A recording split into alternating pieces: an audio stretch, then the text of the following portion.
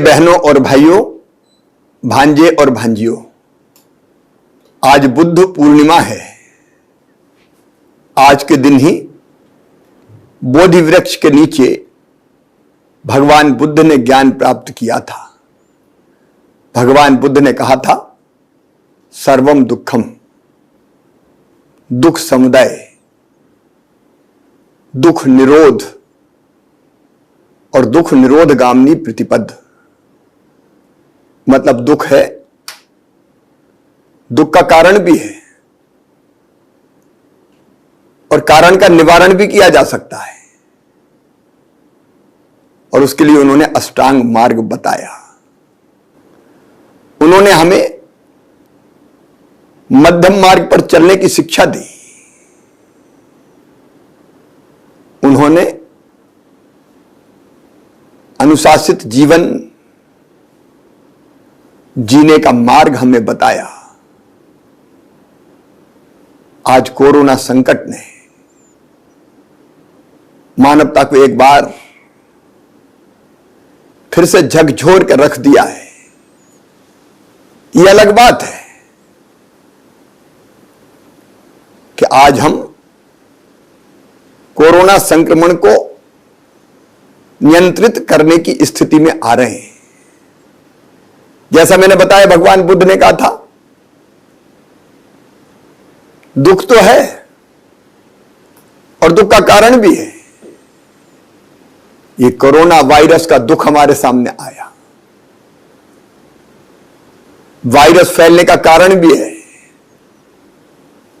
लेकिन उस कारण का निवारण किया जा सकता है। उसके कुछ उपाय हमने किए हैं और इसलिए आज मुझे यह बताते हुए संतोष है कि आप सबके प्रयासों से, केवल सरकार के नहीं, आपके समाज के, आप सबके प्रयासों से कोरोना संक्रमण अब मध्य प्रदेश में नियंत्रण की स्थिति में है। कल हमने 70,000 से ज्यादा टेस्ट किए, लेकिन उनमें से पॉजिटिव केस आए 2,189, 7,846 स्वस्थ होकर घर वापस गए।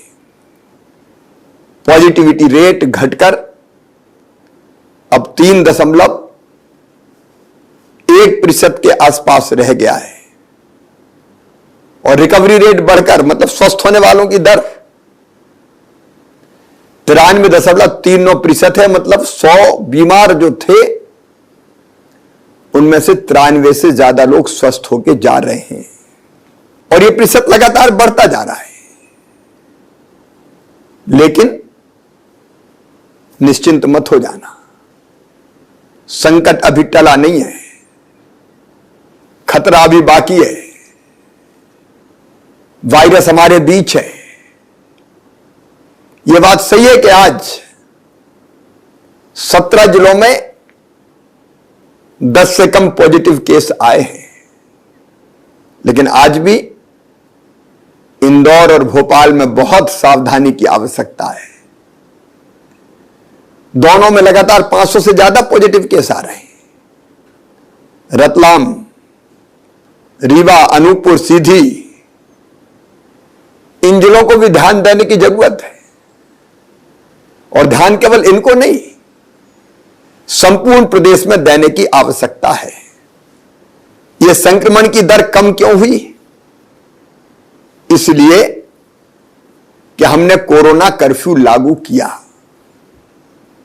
यह संक्रमण को नियंत्रित करने का मध्य प्रदेश का अलग मॉडल है और वो मॉडल है जनता का, जनता के लिए, जनता के द्वारा मॉडल।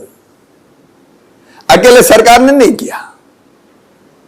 हमने संकट से निपटने के लिए क्राइसिस मैनेजमेंट ग्रुप्स बनाए।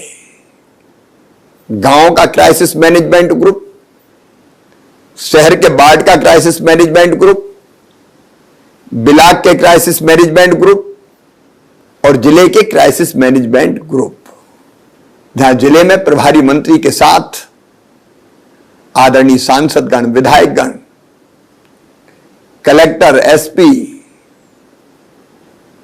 सभी स्तर के जनप्रतिनिधि, सामाजिक राजनीतिक कार्यकर्ता, समाज सेवी,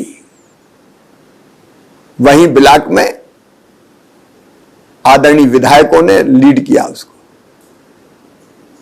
उनके साथ सरकारी अधिकारी और सामाजिक राजनीतिक दलों के कार्यकर्ता। और हमारा अभिनव प्रयोग रहा गांव का क्राइसिस मैनेजमेंट ग्रुप, सरपंच, पंच, सामाजिक राजनीतिक कार्यकर्ता, पंचायत सचिव, रोजगार सहायक, आंगनवाड़ी कार्यकर्ता, आशा कार्यकर्ता, पटेल, मुकद्दम, एएनएम, चौकीदार, निचले स्तर का अमला भी साथ जुट गया। और जो भी फैसले हमने किए वो विकेंद्रित किए। गांव में कोरोना कर्फ्यू कैसे लगेगा, यह फैसला आपने अपने गांव में किया। कौन सी गतिविधि बंद रहेगी, गांव से आना जाना आपने बंद किया। काम कैसे चलेंगे इसका तरीका आपने तय किया। किल कोरोना अभियान चला। गांव के क्राइसिस मैनेजमेंट की टीम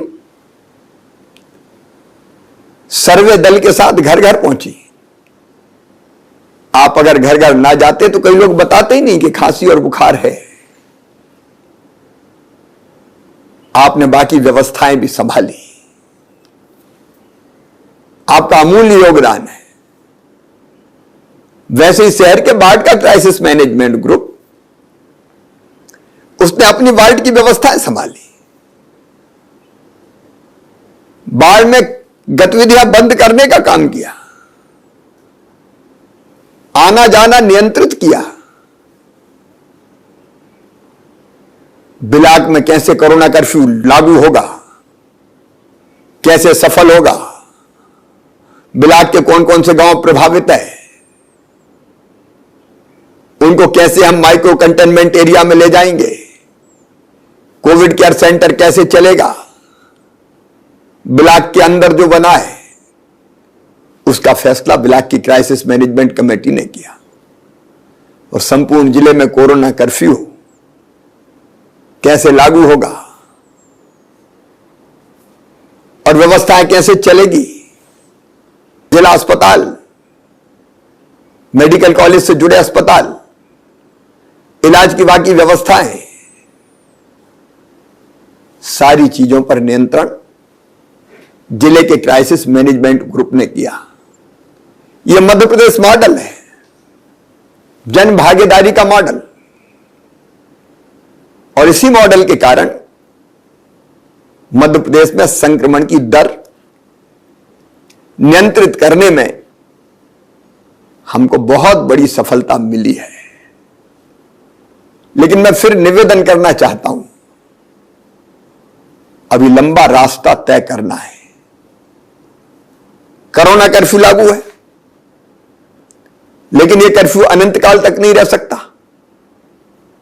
हमने तय किया है 1 जून से धीरे धीरे हम आर्थिक गतिविधियां खोलेंगे, शुरू करेंगे, क्योंकि दुनिया भी तो हमें चलानी है।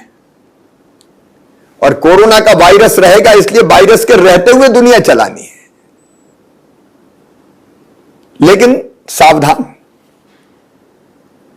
अगर असावधान रहे, अचानक निकल पड़े, भीड़ें इकट्ठी होने लगी, मेला ठेला शुरू हो गए, आयोजन प्रारंभ हो गए, तो संक्रमण को बढ़ते देर नहीं लगेगी, हम फिर से संकट में फंस जाएंगे। और मेरे प्रिय बहनों और भाइयों, हमने वो दिन देखे हैं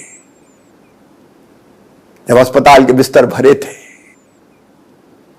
ऑक्सीजन के लिए दिन और रात एक करनी पड़ी, कितनी तकलीफें उठाई हमने। उन भाई और बहनों से पूछो जिनको ऑक्सीजन लगी थी, वेंटिलेटर पे चले गए, कई इस दुनिया से चले गए, क्या उस कष्ट को हम फिर से देखना चाहते हैं? क्या वो परिस्थिति फिर से वापस आए, इसकी हम कल्पना भी कर सकते हैं? कदापि नहीं। हम वैसी परिस्थितियां नहीं बनने देंगे। और इसलिए सावधानी की आवश्यकता है।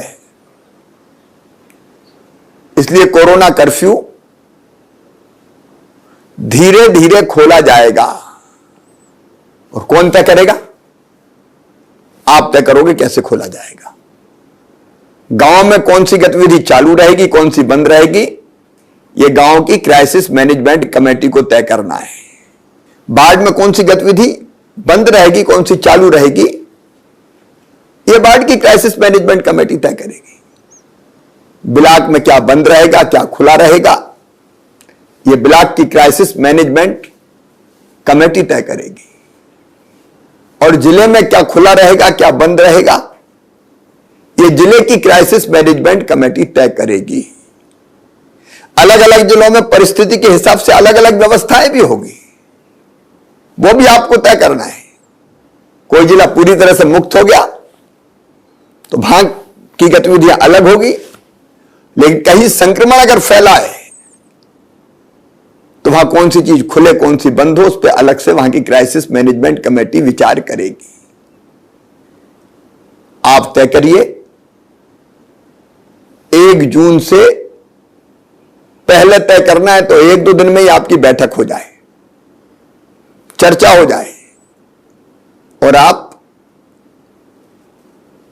पूरी सावधानी बरतते हुए फैसला करें। जो वैज्ञानिक तरीका खोलने का हो सकता है उससे आपको अवगत कराया जाएगा और स्थानीय परिस्थितियों के हिसाब से आप तय करेंगे। तीसरी लहर की बात आ रही है। यह तीसरी लहर क्या है? बहनों और भाइयों, अगर हम असावधान रहे तो संक्रमण धीरे धीरे बढ़ता रहेगा और बढ़ते बढ़ते जब संक्रमितों की संख्या बढ़ेगी, 1 10 को करेगा, 10 100 को करेगा, 100 से 1000 होंगे, एक दिन विस्फोट हो जाएगा, वही तीसरी लहर हो जाएगी।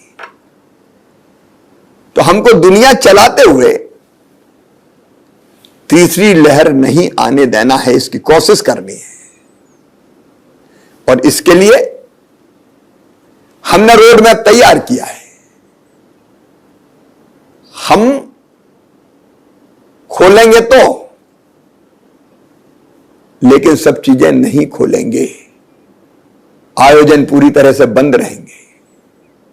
राजनीतिक रैलियां, सभाएं, धार्मिक आयोजन, शादी विवाह में भी बिल्कुल मिनिमम संख्या 10 इधर के आ जाएं, 10 उधर के आ जाएं, और जो आए वो टेस्ट करवा के आए।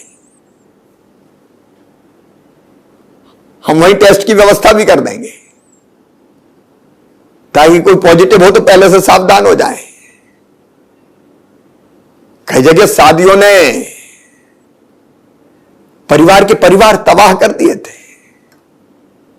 उसलिए कौन सी गतिविधि कितनी खुलेगी, परिस्थिति देख के हमको फैसला करना है।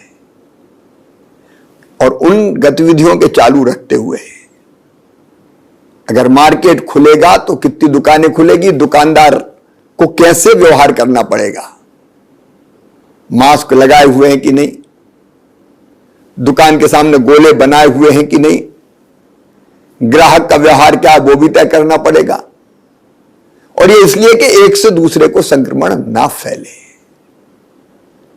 तो वो व्यवहार तय होगा, नियम बनेंगे, धारा 144 लगी रहेगी ताकि भीड़ इकट्ठी ना हो पाए। लेकिन उसके साथ साथ टेस्ट भी जारी रहेंगे। हम लगभग 75,000 टेस्ट रोज करेंगे। फीवर क्लिनिक भी चालू रहेंगे। उसके अलावा मोबाइल टीम भी भेजेंगे टेस्टिंग के लिए, सैंपल लेने के लिए। टेस्ट का यह फायदा होगा कि अगर कोई हम में से संक्रमित है तो तत्काल हमें पता चल जाएगा, और जैसे ही पता चला तो हम अपने संक्रमित भाई या बहन को या तो होम आइसोलेशन में घर में जगह तो अलग रख देंगे, दवाई का किट देंगे, उसकी तत्काल इलाज की व्यवस्था करेंगे, या फिर कोविड केयर सेंटर में ले जाएंगे। हम कोविड केयर सेंटर अभी बंद नहीं करने वाले। कोविड केयर सेंटर में चाय, नाश्ता, भोजन सबका इंतजाम करेंगे, इलाज की व्यवस्था करेंगे, ताकि उससे बाकी परिवार के सदस्य संक्रमित ना हो।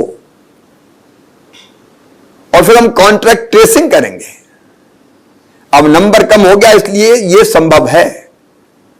कॉन्ट्रैक्ट ट्रेसिंग का मतलब है एक पॉजिटिव अगर निकला तो उसके पूरे परिवार के सदस्यों का सैंपल लिया जाएगा, टेस्ट किया जाएगा, उससे मिलने वाले बाकी लोगों का भी टेस्ट किया जाएगा, ताकि उसके कारण अगर कहीं संक्रमण फैला हो तो हम उस संक्रमण को तत्काल पकड़ लें, और कोई संक्रमित हुआ हो तो उसको फिर हम होम आइसोलेशन या कोविड केयर सेंटर पर ले जाकर उसके इलाज की भी व्यवस्था कर लें, और नहीं तो वो पता नहीं कितनों को संक्रमित करेगा।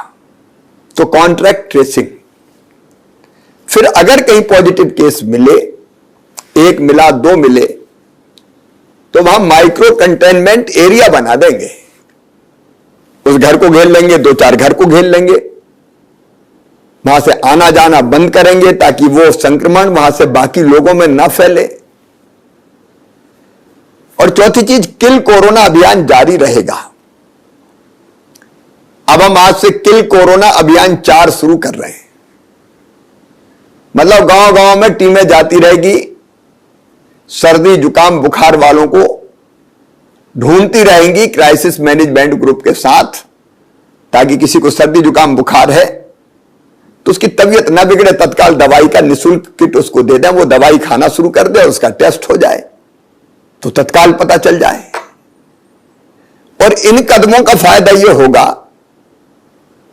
कि कहीं भी जरा संक्रमण फैला हमको तुरंत पता चलेगा, हम नियंत्रित करने के सारे उपाय कर देंगे और उसको वहीं रोक देंगे।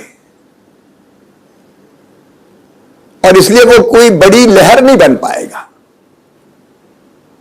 ये बहुत जरूरी है, ये करना ही पड़ेगा।